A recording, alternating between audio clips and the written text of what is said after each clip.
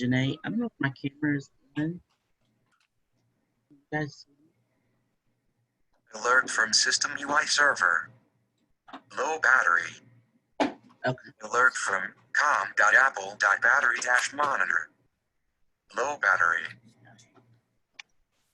So my name is Janae Tyler. I am the HIV prevention champion and the co-chair of the LGBT Center of PA. And I thank you guys for all coming out.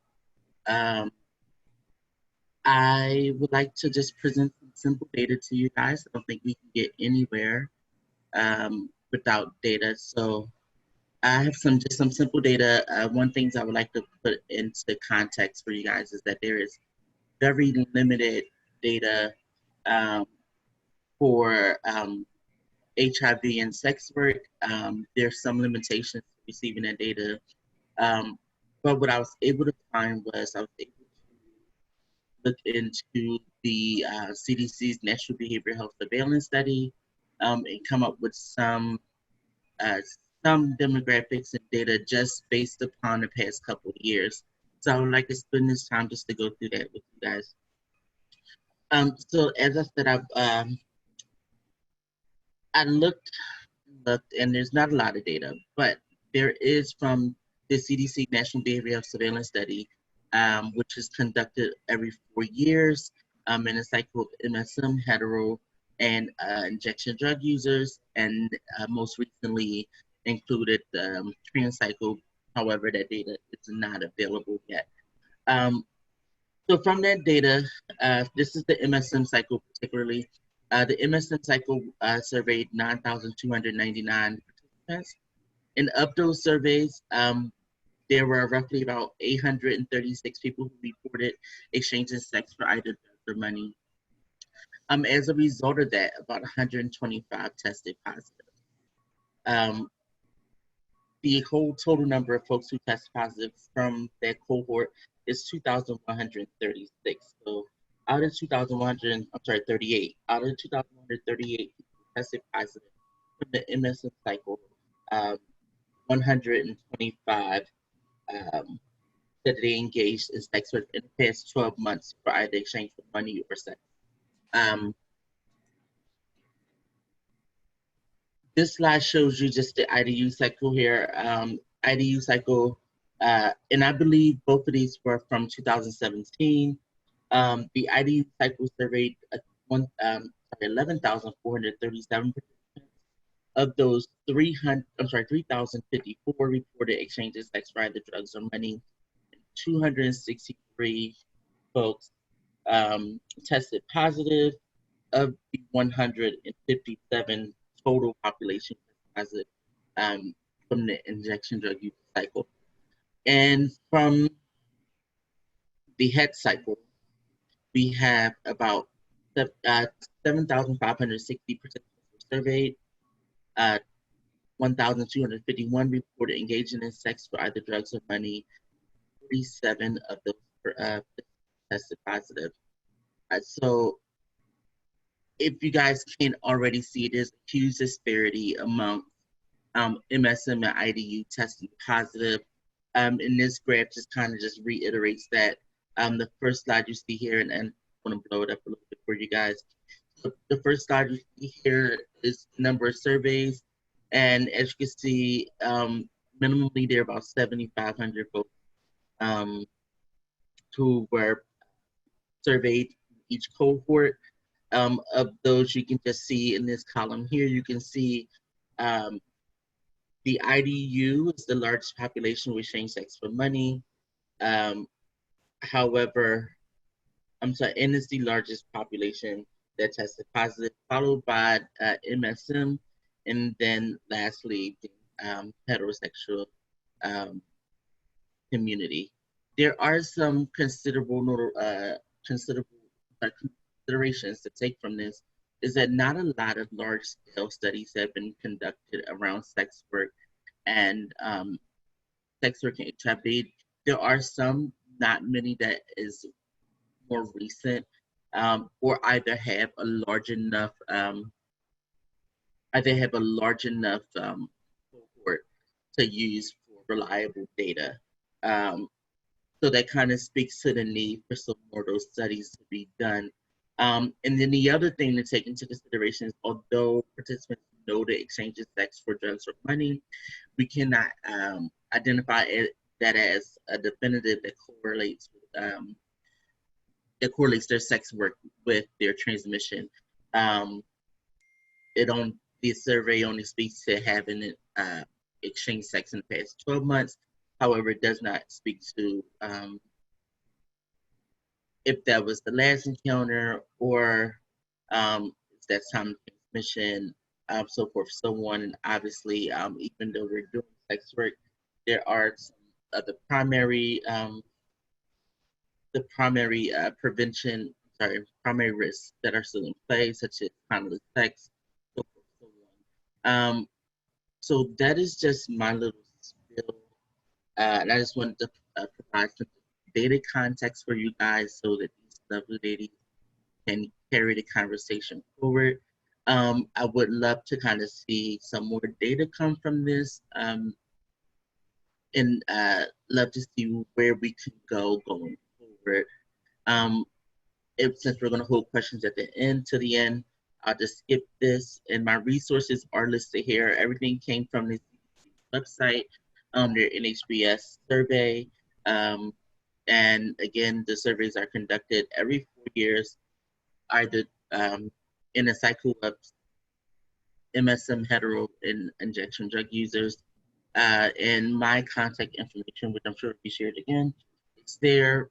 But I'm here for any questions.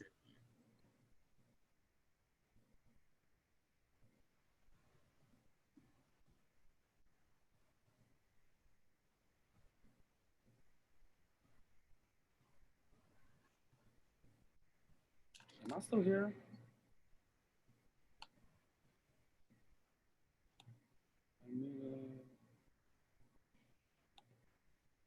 Tatiana, can you hear me? You are now Tatiana. So I am Tatiana Witter. I am the Community Engagement Coordinator for the RWay Project at the Mazzoni Center.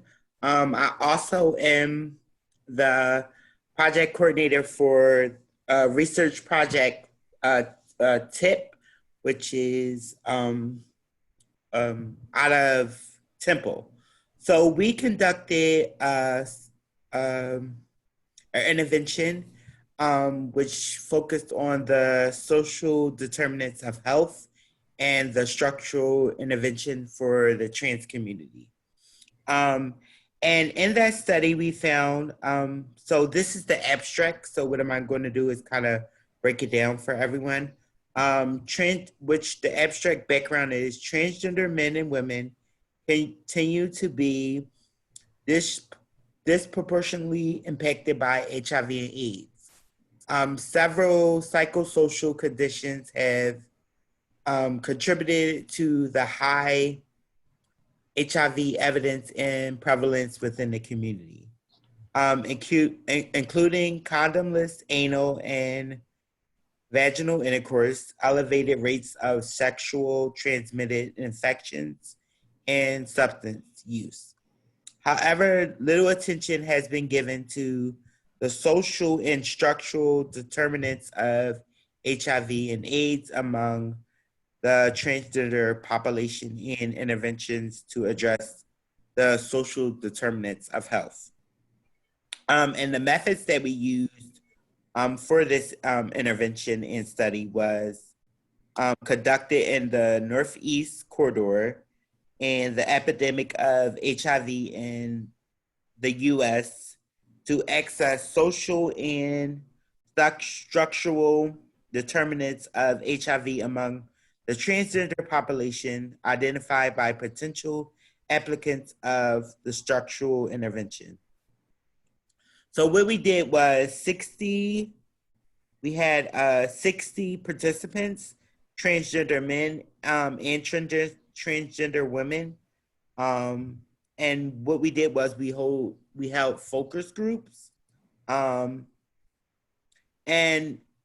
it was like basically four 4 themes emerged from these focus groups. There was a profound need for economic interventions, including professional skill building and financial management. It was a critical included life skills, existing behavioral and biobehavioral HIV prevention and treatment, interventions for transgender population, including methods of making regards for gender affirming surgery. Housing emerged from these focus groups, a key in social determinants of health. And there was a comprehensive integrative approach for transgender care, including training of professionals, capacity, building of centers to promote affirming models of transgender care. In the conclusion, the study findings provided that foundations of the next steps, which included research, policy planning, intervention, implementation that includes social determinants of health, prevention, and care. So basically, these focus groups, basically, we found out that there was other things needed in order for us to even address the elephant in the room, which was HIV. So we needed to explore that there were other things that, folks needed in order to even address the care.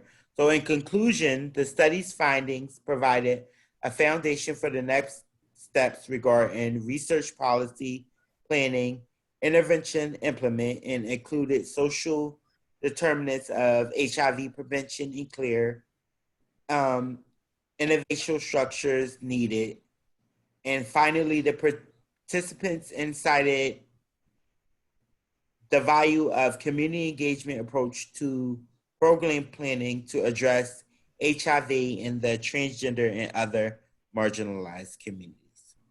Thank you. Oh, thank you so much, Tatiana. Are you done? Yes. Okay, Brittany, you are now.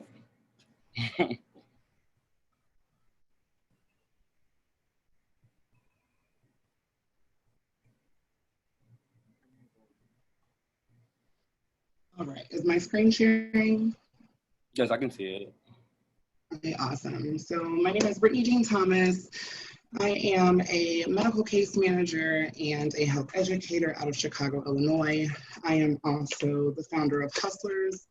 And today I'm here to present to you Safety versus Survival, how to stay safe and reduce the risk of disease transmission while still producing an income. So one of the biggest questions that I get is, why does this pertain to me? Why should I care about this? And to that I respond, due to many of the social determinants of health, many of our LGBTQ folks turn to sex work for survival. Some of those social determinants of health include access to name and gender marker changes, access to gender affirming surgery, access to healthcare, employment, and housing. People relying on sex work for survival pose a higher risk of encountering communicable diseases. Black and brown, gay and bisexual men, and Black and brown trans women are affected by HIV at a higher rate than any other demographic. Black folks have been disproportionately affected by the COVID-19 pandemic. What can I do if social distancing is not an option? With this, social distancing is legit not an option for a lot of people that rely on sex work for survival. Whenever your income is generated off of meeting someone in person and your hotel room or your food for the day or your clothing or whatever it is that you need to survive for that day relies on that interaction, it's not quite possible to social distance. So in those circumstances, I am providing you with some safety tips and some risk reduction strategies to help reduce transmission of not only COVID-19 right now in this pandemic, but also to just help reduce the risk of communicable disease transmission as well. So you can add COVID-19 questions to your screening process. And some of those questions look like, do you have any flu-like symptoms, a persistent cough? Have you had any loss of taste or smell? Have you been exposed or possibly come in contact with COVID? And have you been practicing social distancing outside of our meeting? I know that sounds weird, but right now, a lot of us have been cooped up inside of the house, and some people have literally been social distancing and quarantined since the beginning of all of this, and is just dying for social interaction and is just dying for human contact. And so they're reaching out to you. So it is quite possible that they haven't even been in contact with someone, and that's just a way of gauging that and seeing what that response would be. If it's possible, take the temp at the door. If you are taking temps, I would say, sorry, the perks of working from home, my good old puppies. Use PPE and sanitize. So if you don't have a cover for your thermometer, if it's a mouth thermometer, put saran wrap over it, throw a condom over it. There are several different protective barriers that you can use. Always sanitize that utensil in between each one of your clients or each one of your temperatures. Pay attention to cleaning and sanitizing any workroom or space that you use and any equipment used during the booking. This should ideally be done both before and after the session to protect both you and your next client against potential infection. So sanitizing is very, very important. And by equipment, I'm talking dildos, I'm talking pillows, I'm talking sheets. If it's possible to change your sheets in between each client, if it's possible to do laundry in between each client, if it's possible to have Clorox wipes and wipe down all spaces in between each person. Whatever you can do to clean your space and to reduce the risk of transmission is going to help keep you safe. Some sex workers suggest showering directly after the session, and again, after you clean and sanitize your space and tools. Ask all of your clients to shower and wash their hands before the session begins. Some workers say they are asking clients to rinse with antiseptic wash.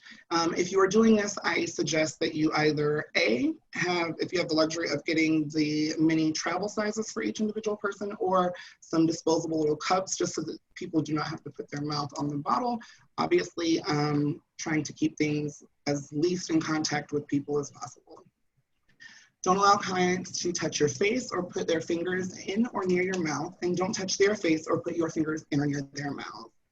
Avoid touching your face, particularly your eyes, nose, and mouth with your own hands at all times.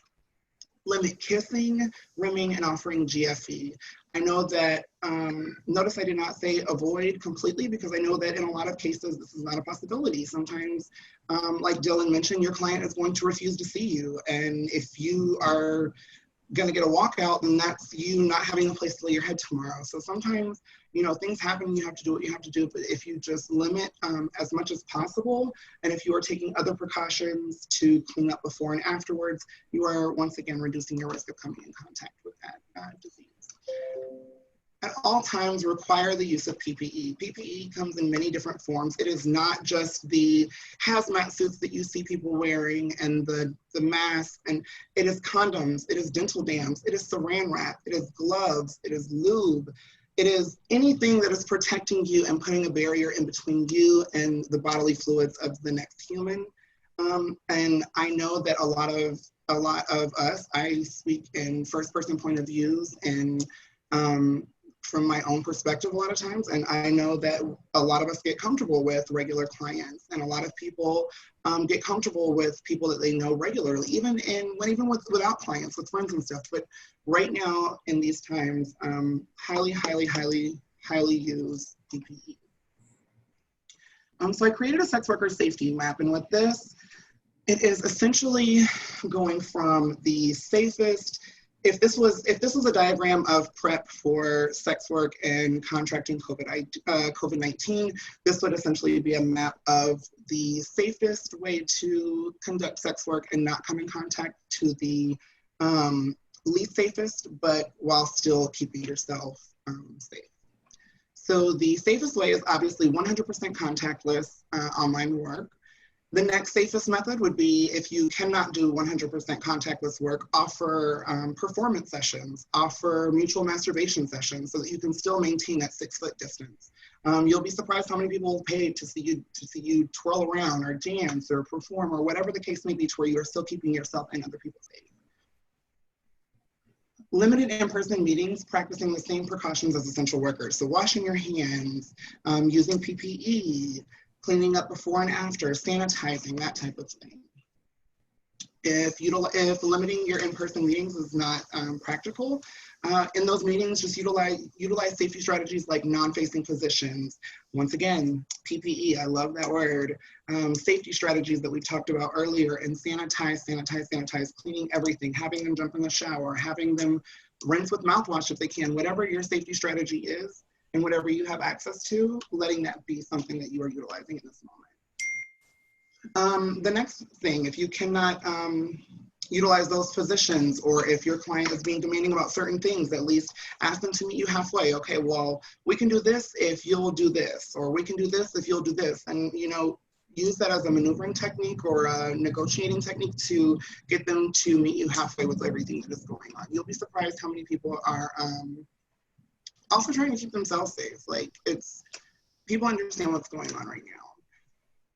For a lot of people, relying on sex work, they are relying on street sex work. So therefore, if this is you and if this is your means of survival, try carrying a mobile sanitation kit, and once again, use PPE. In that mobile sanitation kit, keep you some Lysol wipes, keep you some mini Lysol spray, keep you hand sanitizer, antibacterial soap, some mouthwash, whatever it is that you need, some condoms, some lubes, some dental dams, just like a to-go kit to keep you safe.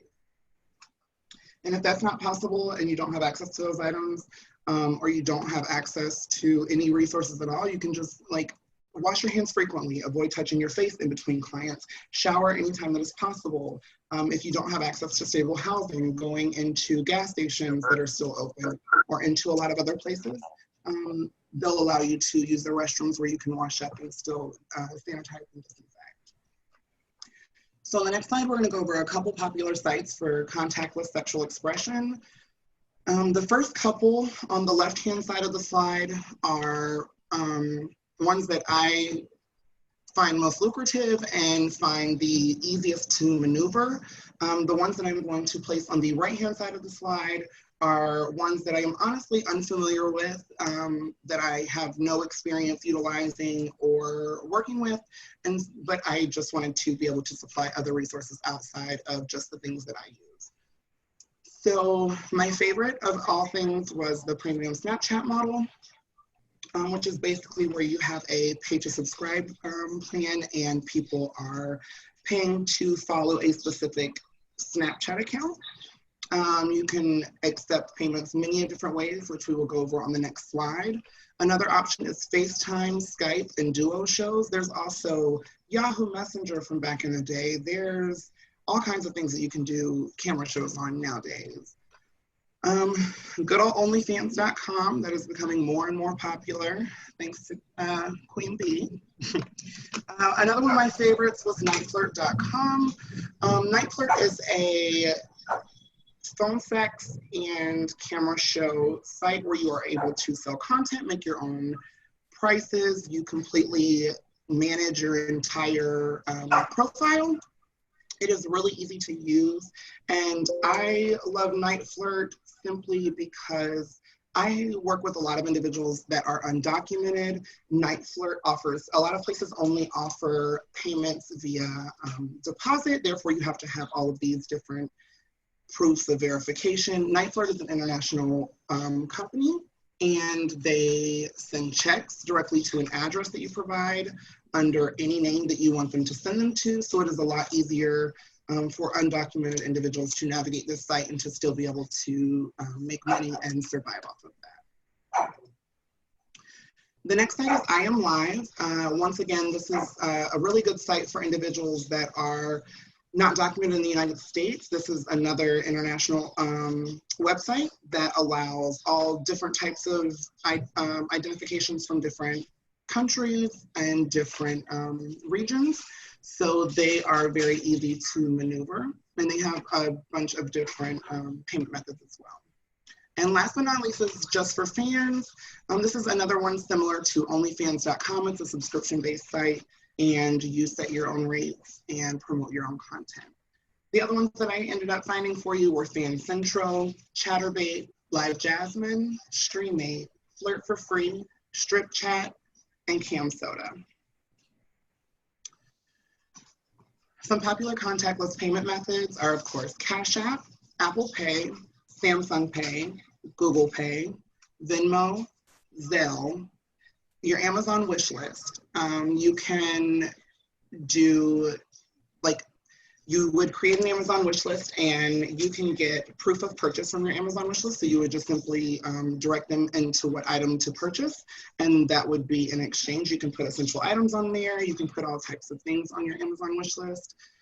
Email delivery gift cards are another popular option. You can get these through Amazon, where they are emailed directly to your email account, or you can go to giftcards.com and you can even get instant, like, Visa cards and gift cards from all types of places.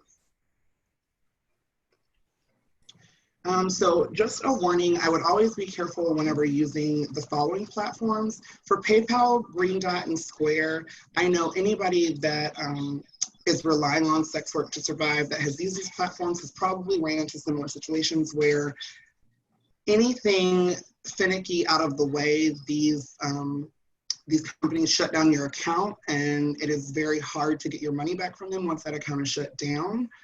So I would suggest them being a very last resort if you have no other option.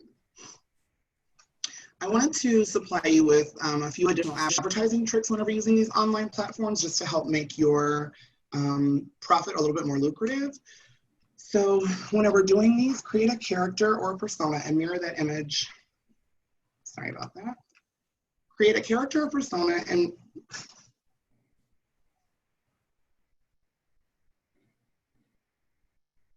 Oh my God. Lost Hello. there. All right, so it looks like we may have lost Brittany for the moment. Just wanted to name that these things definitely do happen, especially in this new platform as we kind of navigate, giving presentations via Zoom and via webinar platforms.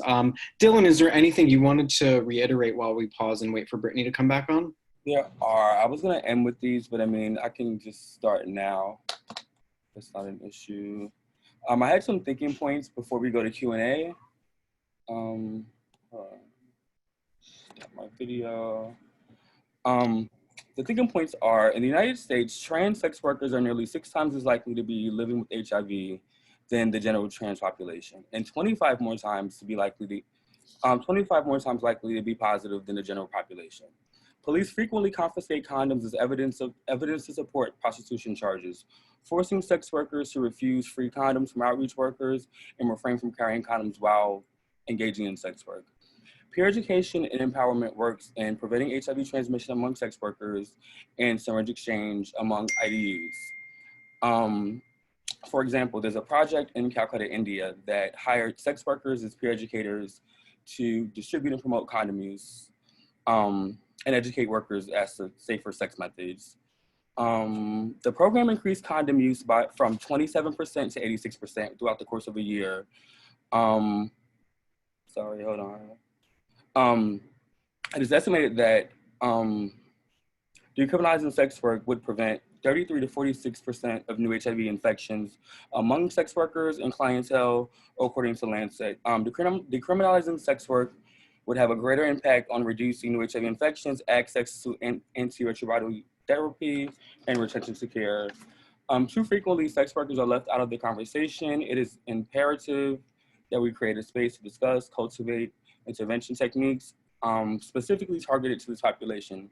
As Janae stated earlier, we couldn't find as much data as we would like to, because too often it's only a check, it's a box on a different project. They're looking for IDUs and you just happen to be a sex worker, or they're looking for MSMs and you just happen to be a sex worker, and it's not counted.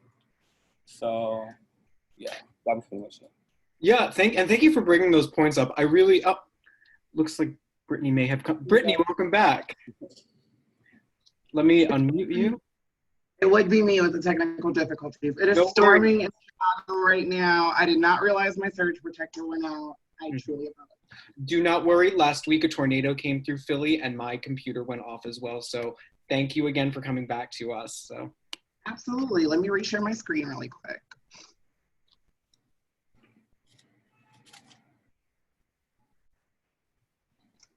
All right, is it pulled back up? Yes. Yeah. Awesome. All right, so back where we started, says just some additional advertising tricks to make your profit a little bit more lucrative. I definitely suggest creating a character or a persona and mirroring that image across all platforms to build a following and fan base. Offer a variety of content to attract a variety of subscribers. So if you are only posting, prime example, if you are only posting foot videos, you're only going to get people that like feet. If you're only posting hair videos, you're only going to get people that like hair. Post a variety of content to attract as many subscribers as possible. Be sure to switch up your content and keep everyone curious and satisfy every taste bud. Do not flood content. I know that at the beginning, whenever I first started, I had a really bad habit of doing all of this content and just like putting it all out there 3 times a day, 4 times a day. And then I'm working myself really, really hard and I'm running out of ideas and I'm running out of things to post. And so if you are posting steadily but not flooding, it will keep people intrigued and it will keep people wanting to stay subscribed to your content.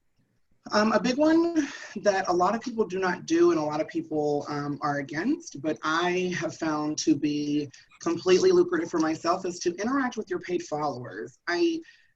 I don't understand any other way to explain this than this is a business. And if you go into a business and the people are rude to you and they're not speaking to you and you're not giving them the utmost customer service, it's less likely that they're ever going to shop at your store again. So if you think about it that way and you interact with these individuals as if they're customers and as if they are paying your bills and as if they are helping you stay afloat, then they will respond to that interaction and they will continue to want to follow you. Most platforms are pay by minute, so I highly suggest you learn how to perform tease and please so that you can keep someone's attention as long as possible. Rushing is not the name of the game whenever you're in cam work. It is pay by minute. So the longer you can keep someone's attention, the more lucrative and the more profitable that's going to be for you. Dress up, set scenes, and use toys. Get really creative. You will be surprised what someone likes. There's a niche for everything, and everything will turn someone on. So if you can think about it and it pops into your head, create the content and post it. Do not mention full service options anywhere on your platforms. I'm not saying this as like a do not slap on the wrist type of thing. I'm saying this as a lot of platforms have a very strict rule against this. And if it is reported or if it is caught, they will ban you from the platform. Also, a lot of platforms have undercovers, like undercover moderators that come into chat rooms or that come into shows and stuff to make sure that you are abiding by those rules. So I just highly suggest not mentioning any of those. You will have a lot of people once you build up your following that will, if you're cross advertising on platforms and you're advertising your social media pages, if someone wants to reach out to you about those types of services, they will definitely know how to get in contact with you through your other social media sites. There we go. Always advertise across all social platforms and in any current ad that you may have already posted. So if you have any ads up right now from pre-COVID-19 that you were working off of, go throw into that ad that you are now offering cam shows. Go change that ad to say that you're only offering cam shows or that you're offering this, this, and this. You will be surprised of the response that you get and how many people don't even think about those being an option as a service. Utilize mass message functions when available. So on a lot of these platforms, they have mass messaging where if you want to send out a sexy little note to people to get them excited about your new content or to get them to purchase something new. This is a quick way to get a really quick profit in a short turnaround. Always offer to every client that reaches out about in-person meetings. A lot of clients don't realize that this is an option and hop all over it once it is offered. So just piggybacking off the last thing that I said, whenever people are reaching out to you about old ads or about meeting in person, just mention to them, you know, like with everything going on right now, I am offering this service and this service, and I accept payment this way and this way. And you'll be surprised how many people still want to meet you virtually. This is a business. Treat it like one. Be consistent, clock in, and be prepared to put in work. The earnings are endless, but it also depends on the effort given. And use the Platforms you already utilize to post ads in major cities advertising your sites and shows to boost your traffic, following, subscriptions, fan base, and earnings. Once again, when Walmart wants you to buy a TV on Black Friday, they're putting out ads, they're putting out this, they're putting out that. When somebody wants you to buy something, they're posting and they're putting out advertisements and they're sharing on Facebook. You have to do the same thing, not necessarily on those platforms or in those ways, but you have to think about it that way in order to keep your revenue continuously turning. And that is the end of my presentation, you guys.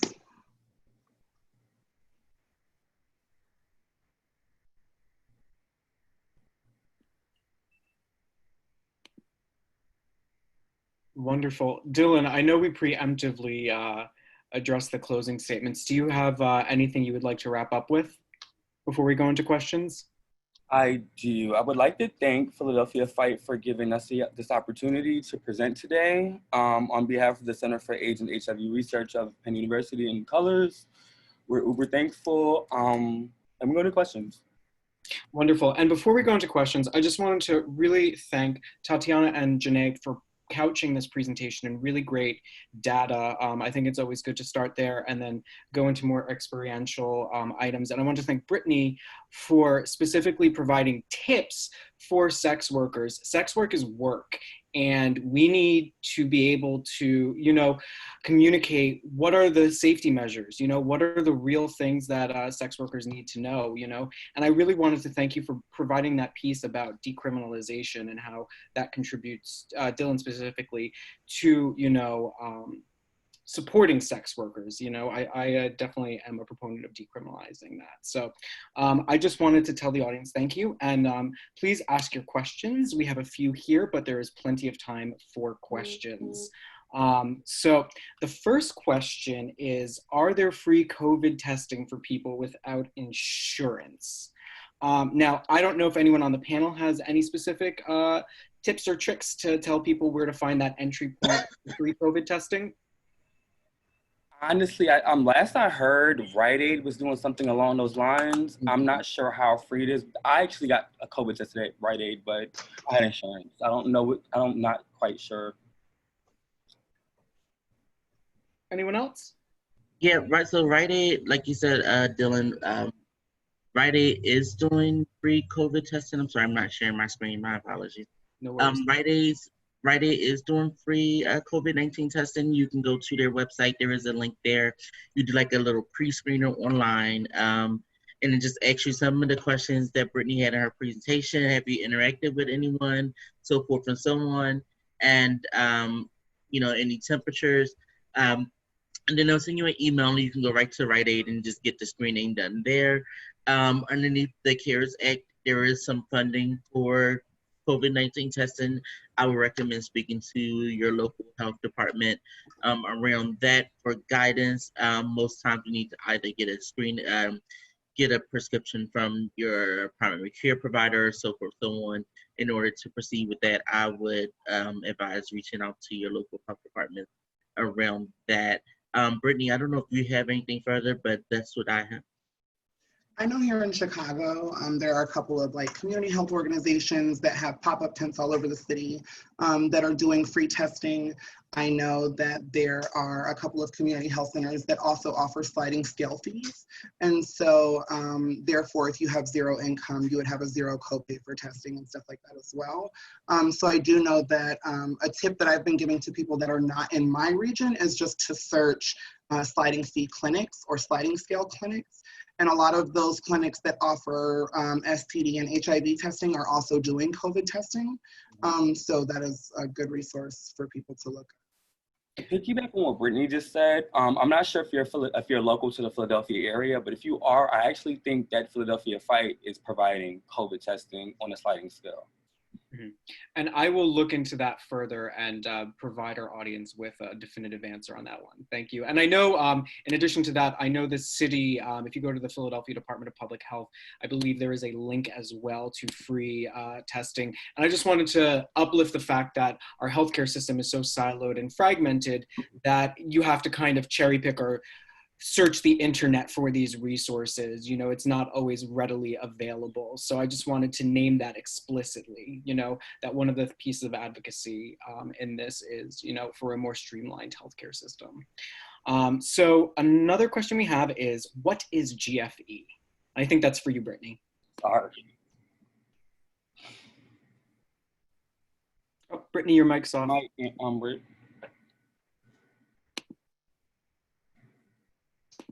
So GFE in the sex field stands for the girlfriend experience. To a lot of different people, that could mean a wide variety of different things, from just like kissing and cuddling to all the way to raw, unprotected sex. So it is just a service that clients would request to give them a more intimate feel, but it is also one that puts the person who is performing the service at a higher risk of contracting it. Thank you for that. And this is also for you, Brittany. Can we go back to the slide with different options for contactless sexual expression and just maybe reiterate that for the audience? Absolutely, 1 second. Yeah, and I know different cities are putting out pamphlets on how to have sex without contact. So this is a new avenue for a lot of folks. Oh, sorry.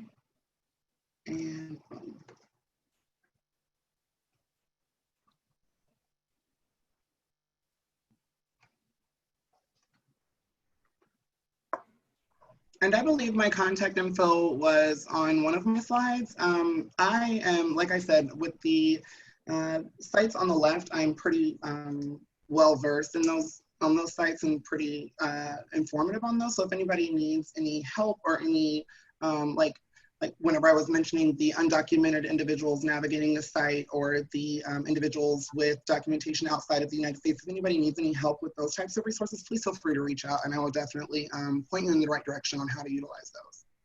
And question, what are the barriers to accessing these sites for the workers themselves? Are some of them free? So every site that I've listed on the left-hand side that I am familiar with is completely free to sign up for. The ones that pay per minute or that have a subscription base, the company itself usually takes a percentage out. Therefore, they are giving you a W-9 form or tax forms. The premium Snapchat model is probably the best way to go if you are not wanting to have anyone take a cut out of your money, or if you're wanting to get 100% of your profit, because your premium Snapchat model is just a Snapchat that you are creating and then selling a subscription to via the contactless payment methods. And then you're giving them the handle to go follow, in which you are then posting content on that Snapchat. That's great. Thank you. Thank you. Our next question, and this is open up to everyone. What are the percentages of homelessness with sex workers who participate in survival sex work?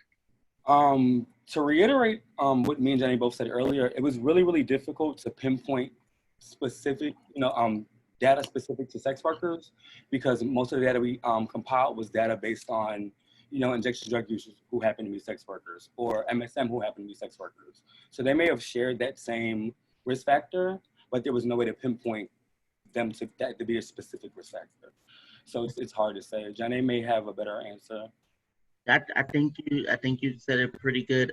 We do know just from experience within being in the community that a lot of times homelessness kind of does start from sex work starts from homelessness, and that even just includes maybe even so you begin doing sex work just for a place to stay, or just for a meal, or just for whatever. It's those social economic disenfranchisements that kind of lead you towards sex work. I was not able to find anything, and I seen this question pop up early on, and I went to go try to search some statistics real quick, and I weren't able to find any. There's nothing in the NHBS data that I utilized that spoke directly to this. But that is an interesting question. I would love to see some more direct data to that. I apologize, I don't have anything that directly answers your question. But again, this kind of just notes the lack of data that we have around sex work and um, yeah, their risk. Thank you for that. The next question is another question regarding resources and kind of the entry point to resources. Are there any resources regarding housing during COVID? So I know here in Chicago, there are quite a few amazing community organizations such as Brave Space Alliance and the Chicago House, who are actively working to get people housed, both before the pandemic and even more so now during the pandemic. And then also, I would just like to piggyback on the question that was just asked, just from a first person point of view. I don't have data to share, but just as a trans woman from community who has relied on sex work and who went into sex work due to her homelessness, it just, many of my trans sisters around me, the majority of them being Black trans women, were also experiencing homelessness in that moment, and were, they don't identify as being homeless because they're surviving and they're paying for their hotel rooms on a daily basis, and they don't want to grasp the ideal of being homeless. But there are countless numbers of trans women who are affected by homelessness and who are then reverting to sex work in order to survive. Or to stop from going homeless. I didn't hear you, Shanae, sorry. I said, or to stop from going homeless. Oh, yeah, yeah. I would just like to add, out of all the focus groups that we did, it was 20 participants, and more than half were homeless. It's not like, data that we collected, but more than half of those participants were homeless, and they were both trans men and trans women.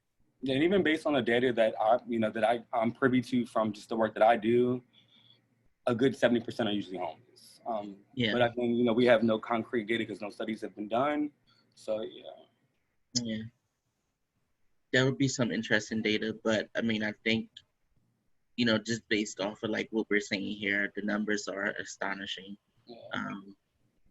And there's certainly a need for housing, either during COVID, pre-COVID, post-COVID.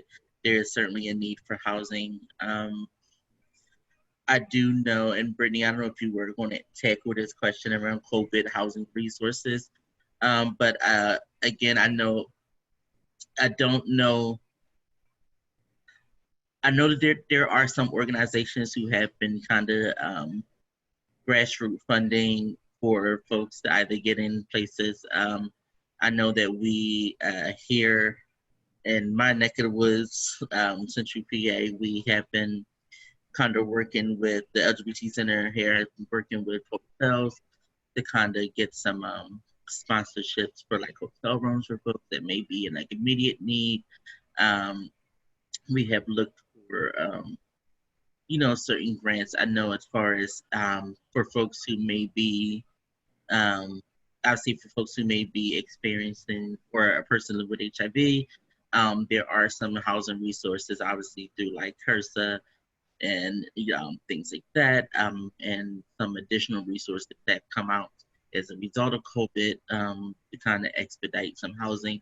But there is no, but other than that, so I guess those are resources. I guess it kind of depends on your situation.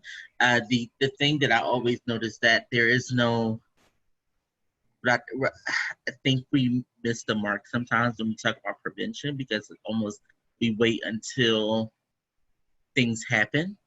We're more reactionary than we are preventative. And I think the notion that you have to be homeless in order to receive assistance or something like that kind of hinders us. And also along with that, the definition of homelessness also kind of is kind of gray. Because for most people, homeless means like you're staying in a shelter. But in reality, for for our community, homeless means you're couch surfing, or you're sleeping on your girlfriend's floor, or you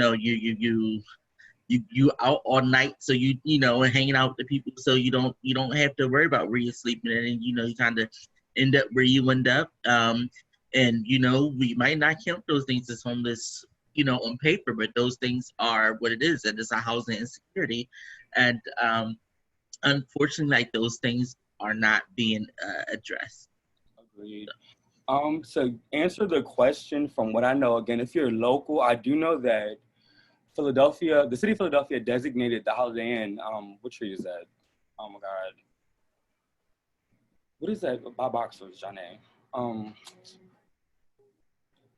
Basically, the city of Philadelphia designated the Holiday Inn as That's a Walnut. Yeah, Walnut. Designated the Holiday Inn as a COVID sanctuary. So if you are homeless and at risk, certain floors are for that. If you're homeless and positive for COVID, they designated that for that. I do know that there are a whole bunch of grants that I'm seeing come across my desk in different factions, but this is so new that a lot of organizations haven't even got awarded the money yet to even, move it around. So, yeah. Thank you for that. And I just wanted to thank Janae for bringing up something about couch surfing. I definitely think couches don't count. We need to house people. 110% housing is a simple solution to a lot of things, and the city needs to be about it. So I'm just going to say that. So thank you for thoughtfully answering that question, that difficult question. Absolutely. So next question is really great. How does research consider non-binary sex workers and their needs? Is there data on non-binary sex workers? This is a great question. I don't think it does a great job at all. And even before we get to non-binary, I cannot help but address that even our trans masculine community is often not considered in research. There is a focus on the trans women and things like that, but it's no focus on the trans masculine community, let alone the non-binary community. I think we have a long way to go. If I'm not mistaken, I think the most recent NHBS cycle addressed some non-binary concerns as it relates to like trans feminine folks. Don't quote me, but I believe so. But we have a long way to go. We have a very long way to go. We do not. There's still communities that are not counted. Excuse my emails. I'm sorry. There's some communities that are not counted, non-binary being one, and trans masculine communities being another, and that's a whole nother issue. I have a question. Was that question specific to how it relates to reporting in general when it comes to HIV, or was that specific to sex work? Kyle. I am not entirely sure. The questioner should, if you want, could you please clarify that question? With the sex work, we went into the same problem that we did before. Sex work not yet being a big enough risk factor to be factored in. So it's always, secondary to injection drug use or MSM, or what's trending right now is the big, what I'm looking for, risk factors. So yeah, counting is horrible. That's real. And just a little Zoom info. The questions are coming in, so we may get to that clarification as we go through the question. So thank you to you all for asking these great questions. What efforts are made to enlist community leaders and government officials to be more sex worker friendly? Brittany? Coming from a community, I think that when it comes to destigmatizing sex work and like shattering the stigma in healthcare in general, I think that it should really start with community. And I think that once again, I'm just speaking from first person point of view and from my own perspective.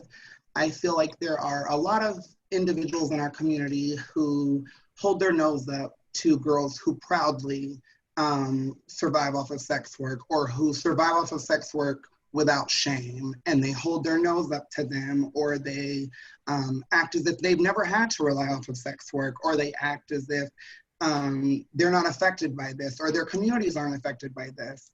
And there's the people who want to benefit off of the benefit package of the sex worker, but then wants to talk about her or read him afterwards.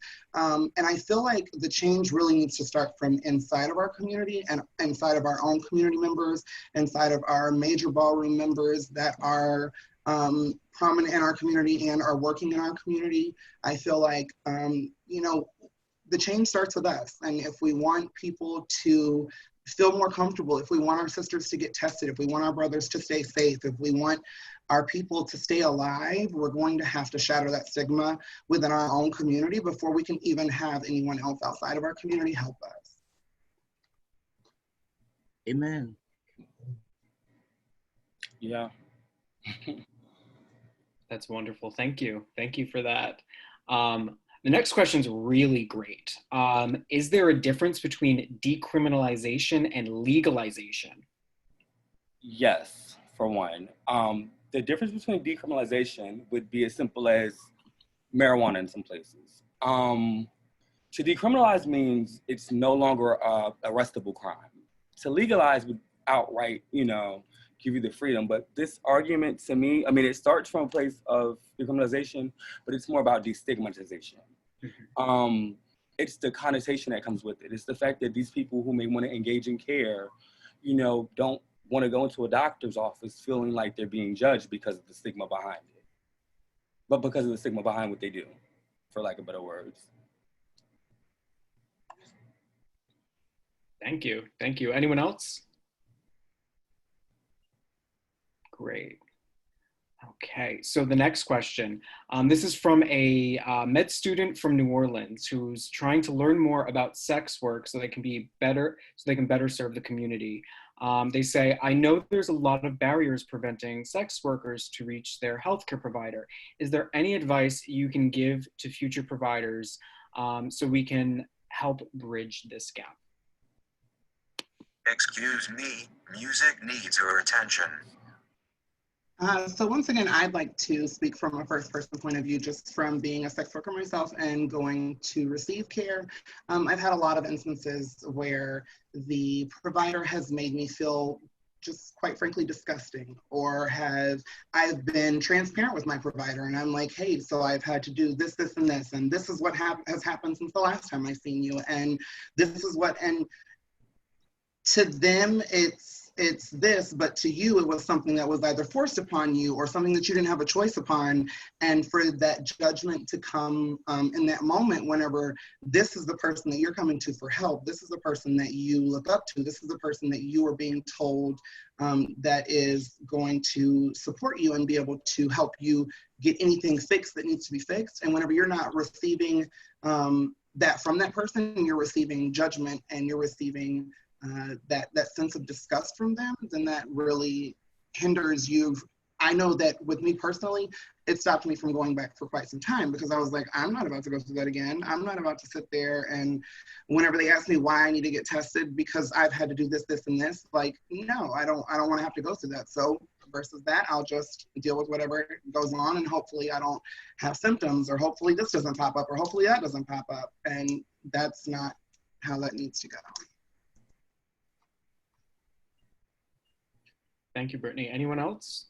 I think Brittany kind of like brought full circle with the purpose of me putting together this and that was because even in my personal work that I do, I've seen, you know, I've had clients that, you know, over years became closer with that, you know, felt better to tell me things and would tell me that they didn't feel comfortable seeing doctors or remaining in care or, you know, just things as small as that. And it's because of the stigmatization of them actually being candid and transparent. And if you can't be transparent with your medical provider, who can you be transparent with? That is so true. Yeah, it's true. That is so true. I can't tell you how many people have opened up to be tested through a member from their own community versus somebody with a doctorate on their wall because they feel more comfortable in the language that they use. It, like, simply just by reflecting someone's own language, instead of talking in medical jargon to someone, speak to them like they're from the south side of Chicago. Speak to them like they're from the east side of Philly. Speak to them like they are from the community that they are from and reflect the language that they are using with you. Speak to them, call their body parts what they are calling them. Don't correct them. If I call my boobs heads, then call them heads. If I call my hands feet, they're feet in that session. Whatever that person is calling their body part, whatever that person is referring to their image of themselves as, respect that, because that is their image of themselves and that is how they view their body. And you correcting them is also deterring them from receiving future care. You telling them that this is what this is called is making them uncomfortable in that moment and is rubbing their face in something that they are completely uncomfortable with. Yeah, and I mean, just to piggyback, I also think it's,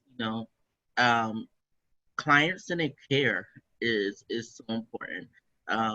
You don't have to universalize anything, and I know that's kind of how medicine is kind of like a universal thing, but at the end of the day, when you walk in that room, it should be more client centered than it should be but like the universal approach.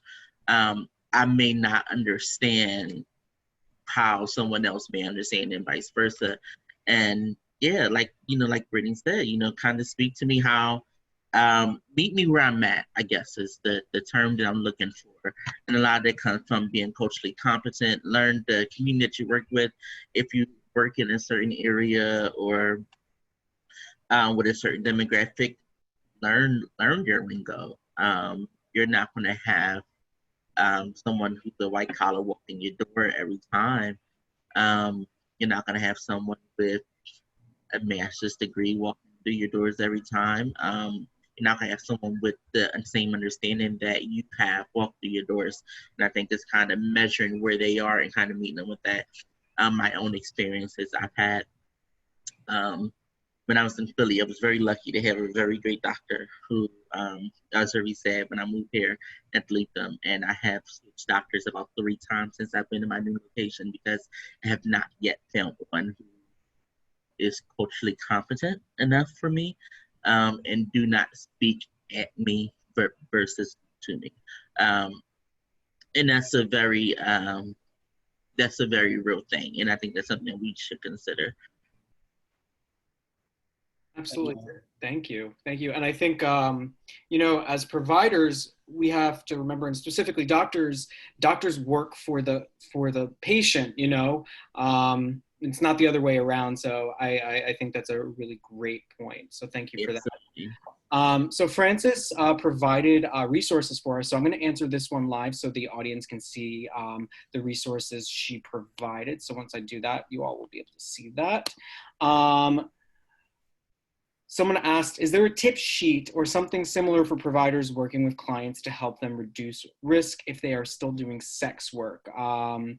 Specifically, can the slide deck be shared? Is there like a rap sheet or a tip sheet that we can share with our audience by any chance? Brittany? I could definitely create one. I could whip that up really quick. I have the slides and I can definitely email those out, but most definitely. Cool, and absolutely, we can act as a conduit between the audience and the speakers regarding any sort of resources post that you would like to share. We will happily send that out. As a decision maker within a community-based organization, what can organizations do better to support the trans community and the needs therein?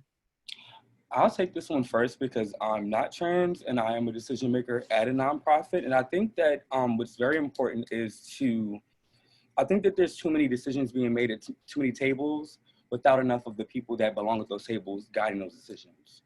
So I personally pride myself on being culturally competent enough to sit around with, these lovely ladies here or sit around with like friends that associates or just community members who fit that demographic and ask them what it is that they need, because I may not know. And that's the approach I take to it. For me, I would say allow us to lead. a lot of organizations put us in positions and they still try to have a stronghold on us leading. If you put me in a position, allow me to lead the way I want to lead, would be for me. I'd like to piggyback off of Tati. Absolutely. Place trans people in leadership, place trans women in leadership.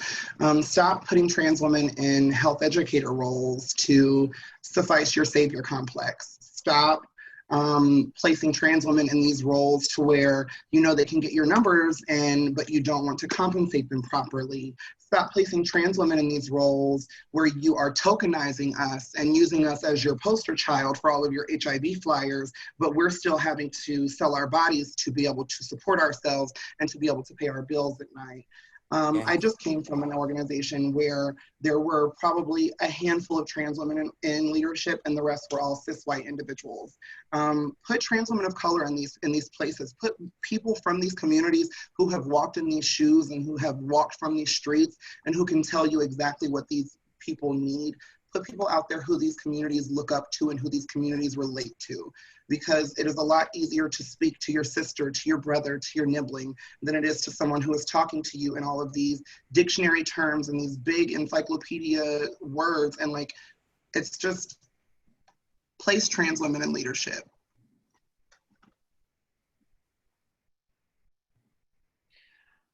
Absolutely.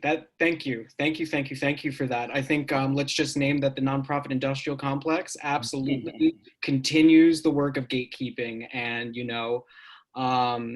we need to uplift that and really recognize that people need to be paid their worth and their knowledge and their expertise. So let's just be very clear about that. So thank you. So the next, and life experience equivalates to book experience. And sometimes it surpasses book experience. Come on, Brittany. Hands down. The next few questions are more resource sharing again, so I am just going to read them and then share live so the audience can see that. Hub of Hope does testing and will put clients up in quarantine at the Holiday Inn Express at Walnut Street with two times a day check-ins from the DPH until symptoms are free enough to discharge. So you all will be able to see that. Someone just wanted to mention that Dylan is a new member of the Penn CFAR Community Advisory Board, and we are always looking for more voices. Anyone interested in joining our CAB, please contact Dylan or myself. So I'm gonna answer that live so people can get that resource. And in response to the non-binary question, asked in particular for sex work, but would love to hear more about data about non-binary folks in relation to HIV as well.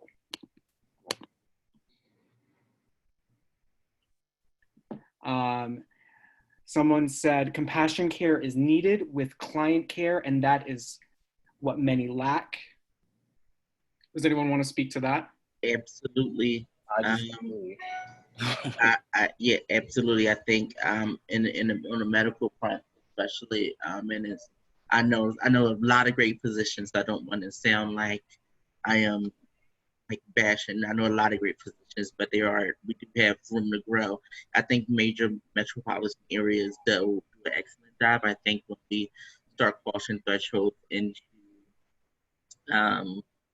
more rural or smaller communities, I think there's kind of slim pickings. And a lot of times some of the ideologies do not align, and that transfers into care. To piggyback on what Janae just said, I think furthermore, doctors are not made to go back to school or go back into trainings as much as I feel like they should be. And with the world constantly changing and new identities popping up and new ways of people wanting to feel and be treated, something that develops so frequently, this doctor who may have been a doctor for 30, 40 years may have never had a trans or a non-binary or a person who identifies as this. And with that being said, they don't know, because they're honestly naive to how to treat this person. So I think part of the issue is the fact that they're not mandated to get these trainings. Thank you so much.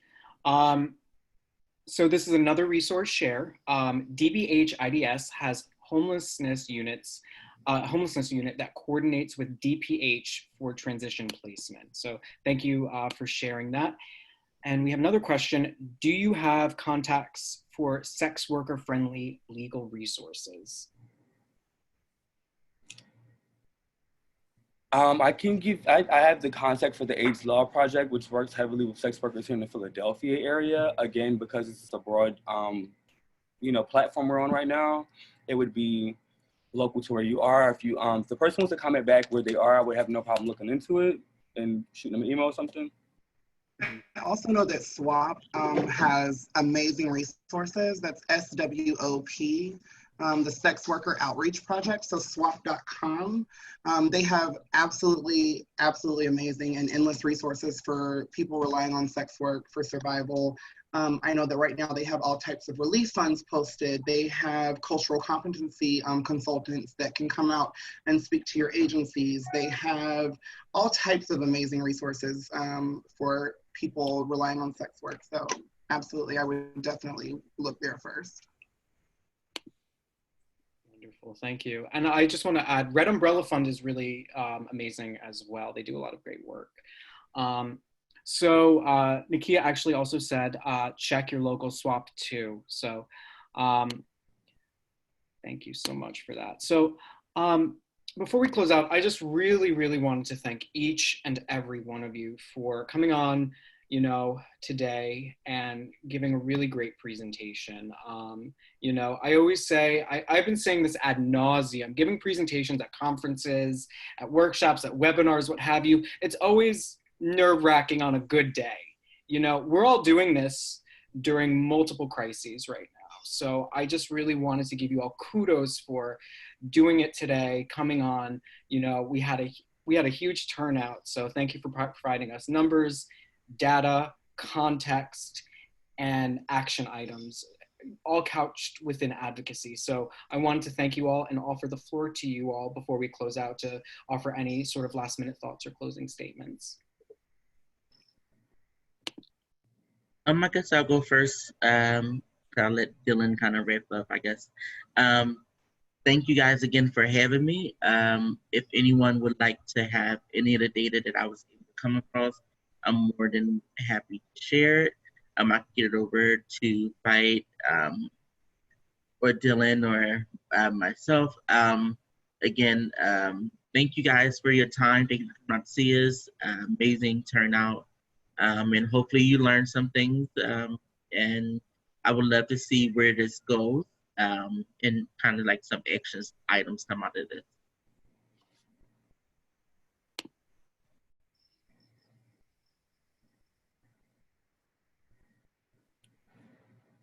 Tatiana, anybody, Brittany? I'd just like to honestly thank everyone that participated, everyone that viewed, everyone that presented, everyone that asked questions, and that genuinely wanted to better their organization or better the care that they were giving to our community. Everyone that was genuinely active and listening to this presentation, just thank you. This is where it starts, and just like this is where it starts. So thank you for taking that next step. I just would like to thank everybody for viewing and for the positive feedback and questions. And I hope everybody got something out of this. And thank you, Dylan, for providing this webinar in this space. No problem. I would like to thank again Philadelphia Fight for giving me the opportunity to present this. I would like to thank these three amazing ladies that helped me out at the last minute with this. Again, I'm a new recent member of the Penn CFAR board. We are looking for new, fresh people. If you're interested, my contact info will be shared. And thank you everybody for tuning in. Mm-hmm. And everyone have a good day. And don't forget to take the survey that will be prompted after we close out this webinar. So thank you everyone. Have a good day. Take care of yourselves. Be kind to yourself and those around you. Bye-bye now. Stay safe, everyone.